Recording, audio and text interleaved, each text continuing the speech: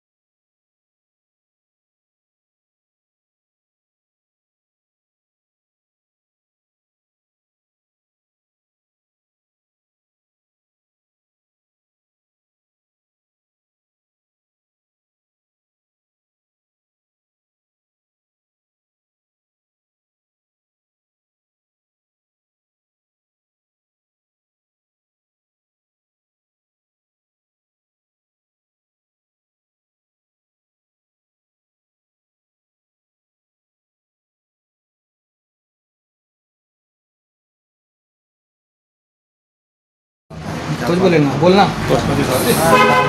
Indian spectacle cobra आहे, मराठी नाव नाग आहे। बोल परत। हा नाग जातीचा साप आहे। याला इंग्लिशमध्ये इंडियन स्पेक्टेकल कोब्रा म्हणतात। याचं सायंटिफिक नेम नाजा नाजा। याच्यामध्ये न्यूरोटॉक्सिक नावाचं वेनम असतं, जे आपलं न्यूरो सिस्टीमवर